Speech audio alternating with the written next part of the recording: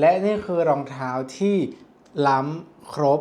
และเท่ที่สุดจากโฮก้า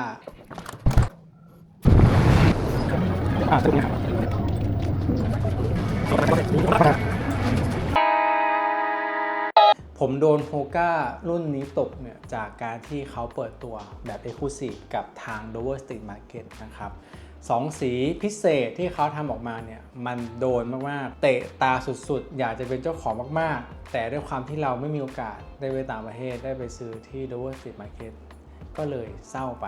แต่ในความเศร้าเราก็มีความโชคดีนะเพราะว่าเราก็ไปเดินที่โฮก้าเซ็นทรัลเวิลด์และด้วยความบังเอิญรุ่นนี้ก็มาวางจำหน่ายเป็นวันแรกพอดีเพราะฉะนั้นมันก็เลยมาอยู่ตรงนี้นะครับไม่พลาดแน่นอนนะ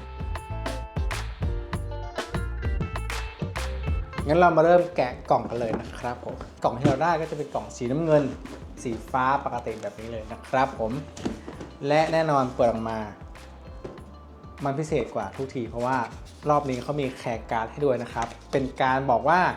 รองเท้าคู่นี้มีวัสดุบางจุดที่สามารถทรานสเฟอร์สีได้หรือว่าสามารถสีตกได้เพราะฉะนั้นถ้าคุณเอาไปใส่แล้วมีการชื้นมีการเอาไปโดนน้ำก็สามารถที่จะสีตกใส่เสื้อผ้าของคุณได้นะครับเพราะฉะนั้นพึงระวังในการสวมใส่ไว้นะครับผมและก็จะมีเชือกให้อีกคู่หนึ่งนะครับในกรณีที่ตัวที่เขาให้มาเราไม่พอใจเราจะเปลี่ยนก็คือจะเป็นตัวนี้ครับเราก็จะเจอกับรองเท้าของเราแล้วนะครับผมนี่เลย Hoka Stinson 17นี่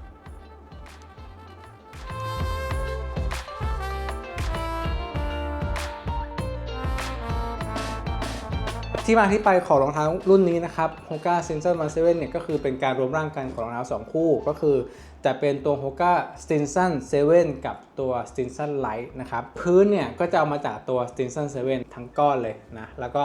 ส่วนด้านบน upper ก็เคยจะเอามาจากตัว Stinson Light แต่ว่าก็อาจจะมีการปรับปรุงเส้นสายลวดลายนิดหน่อยให้มีความโฉมใหม่แต่ว่าก็เอาจาก2รุ่นนั่นแหละมารวมกันนะครับโดยเริ่มแรกเลยเนี่ยก็คือจะเป็นตัว upper นะตัวนี้เขาใช้คำว่าเป็น mono mesh upper นะครับเป็นผ้าที่มีความโปร่งแสงถ้าเราใส่ถุงเท้าหรือว่าเอามือสอดเข้าไปเราก็จะเห็นนิ้วเห็นกระสีถุงเท้าของเราได้เลยนะครับแล้วก็มันจะมีโครงสร้างอยู่อันนี้เขาเรียกว่า internal case นะครับ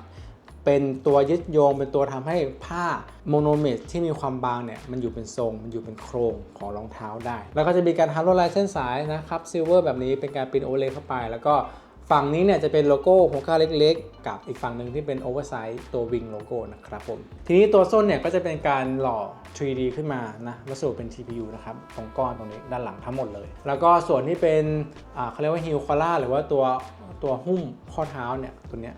จะใช้เป็นวัสดุไมโครไฟเบอร์ที่เขาแจ้งกับเราตอนต้นว่ามันจะสีตกก็คือส่วนนี้แหละไอ้ส่วนไมโครไฟเบอร์ตัวนี้แหละที่มันจะสามารถทรานสเฟอร์ไปกับเสื้อผ้าของเราถุงเท้าของเราได้นะครับเพราะฉะนั้นก็ตรงนี้เลยที่เราต้องระวังนะครับเชือกที่เขาให้มาจะเป็นเชือกแบบปีเลสตามสไตล์รองเท้าเทรลเลยจะมีการเก็บสายด้วยอิลาสติกแบนด์ด้านหน้าตรงนี้ส่วนที่ของรองเท้าก็จะมีวิงโลโก้ตรงนี้แล้วก็ใช้วัสดุเป็นเหมือนผ้าลิปสต็อกส่วนสำคัญผ่านมาเลยก็คือจะเป็นตัวพื้นที่มาจากตัว Stinson 7 นะครับพื้นจะเป็นพื้นรองเท้าเทรลเพราะฉะนั้นมันก็จะมีความมั่นคงแข็งแรงเขาใช้เทคโนโลยีชื่อว่า H frame นะครับตัวนี้ก็จะทำให้การลงเท้าของเราเนี่ยมันมีความมั่นคงโฟมที่เขาใช้เนี่ยมันจะชื่อว่า CMEVA โฟมนะครับก็คือเป็นโฟมที่ไม่นุ่มและไม่เด้งเป็นโฟมแบบแข็งเป็นการซัพพอร์ตแบบแข็งๆนั่นเองส่วนเอาท์โซลที่เขาให้มาก็จะเป็นเอาท์โซลที่เป็นดอกยางหลายทิศทางนะครับเพื่อช่วยในการยึดเกาะแต่ก็อาจจะเสียใจหน่อยคือเขาไม่ได้ให้ตัวไวบัมมานะครับผมประมาณนี้นะสำหรับตัวเทคโนโลยีแล้วก็แมทที่ต่างๆที่เขาให้มาของทางคู่นี้นะครับผม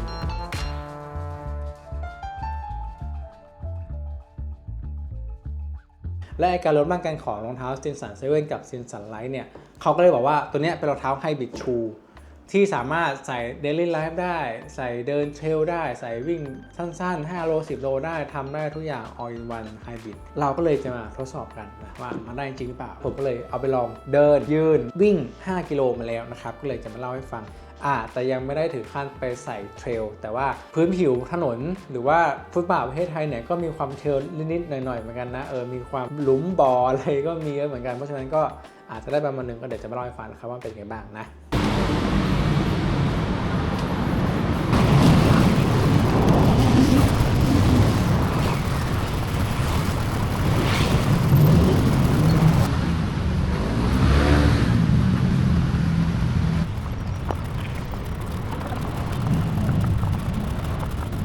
รุปว่ามันเป็นรองเท้าที่ไฮบริดจริงหรือไม่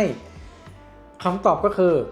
ใช่นะครับถ้าคุณชินกับมันแล้วบอกก่อนเลยว่าถ้าคุณเป็นคนที่ใส่รองเท้าในชีวิตประจำวันใส่รองเท้าวิ่งที่เน้นการซัพพอร์ตพื้นนุ่มมากๆแล้วมาเจอตัวนี้เลยเนี่ยเขาจะช็อกเหมือนกันจะมีความแบบไม่ชินเลยตอนที่ผมใส่เดินช่วงแรกตอนที่ผมใส่ไปวิ่งยอมรับเลยว่าเมื่อยมากมันมีความแข็งมันมีความแบบไม่นุ่มไม่เด้งเลย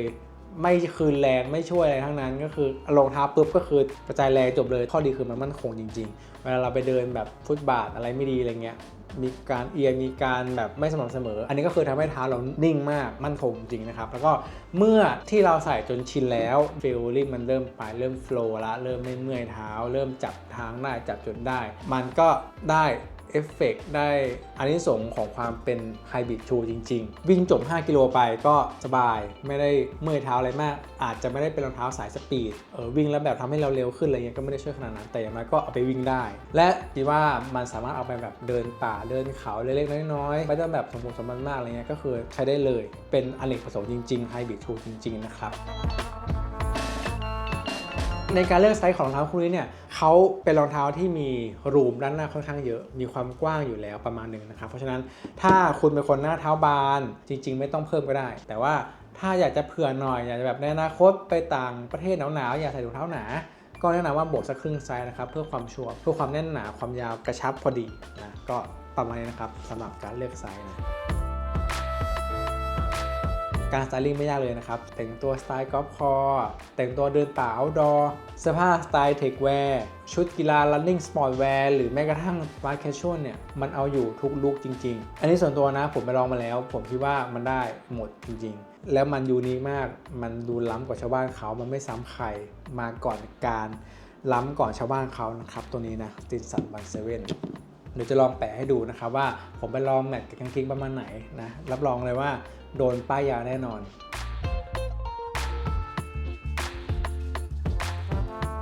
สรุปสุดท้ายเลยนะครับสำหรับคนที่กำลังมองหาอะไรใหม่ๆอยากได้รองเท้าโมเดลใหม่ๆความแปลกใหม่จากแบรนด์โฮก้า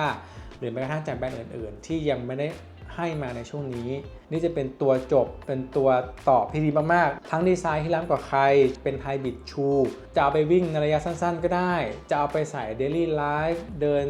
นานๆเดินหลายกิโลเวลาไปท่องเที่ยวต่างประเทศก็เอาไปได้1คู่เกิดเจอทริปที่ต้องขึ้นเขาเล็กๆน้อยๆก็คือเอาอยู่ทุกสถานการณ์เลยนะครับไม่มีอะไรจะครบเท่าคู่นี้อีกแล้วนะครับราคาเนี่ยจะอยู่ที่ 6,990 บาทแล้วก็ถ้าคุณเป็นสมาชิกของโฮก้าหรือไม่เป็นเนี่ยผมจำได้ว่าเข้าไปปุ๊บเนี่ยเขาสมัครให้เลยแล้วก็จะลดเลยนะ 10% ที่ไทยเนี่ยจะเข้าอยู่2สีนะครับจะเป็นสีนี้สี Black Silver กับอีกสีนึงเนี่ยจะเป็นสีชื่อ Stella Grey นะครับไปลองดูได้ที่ช็อปนะตอนนี้มีจำหน่ายที่ Hoka Central World M Quartier แล้วก็ที่เมกะบางนานะครับผมแอร์บอกนะว่ามันมาน้อยแต่ละไซส์เนี่ยมาไม่กี่คู่เองนะครับอย่างของผมเนี่ย10 US เนี่ยคู่สุดท้ายแล้วที่ผมได้มาอาจจะต้องรีบๆกันหน่อยนะครับถ้าเกิดว่าสนใจวันนี้ก็ขอป้ายยาประมาณนี้นะครับสำหรับ Hoka Stinson 17นะครับถ้าอยากจะพูดคุยกันติชมแนะนำก็เรียนเชิญได้ในคอมเมนต์เลยนะครับหรือว่าถ้าอยากจะแอด Instagram มาคุยกันเรื่องรองเท้ารุ่นอื่นๆอะไรนี้ก็ยินดีเลยนะครับแอดมาได้นะครับสำหรับวันนี้เนี่ยการรีวิวรองเท้า Hoka Stinson 17คู่นี้ก็ขอจบประมาณนี้นะครับผมฝากกดไลค์กดแชร์ Subscribe ช่องของผมด้วยนะครับผมสำหรับวันนี้ก็ขอบคุณมากผมสวัสดีครับบ๊ายบายนะครับ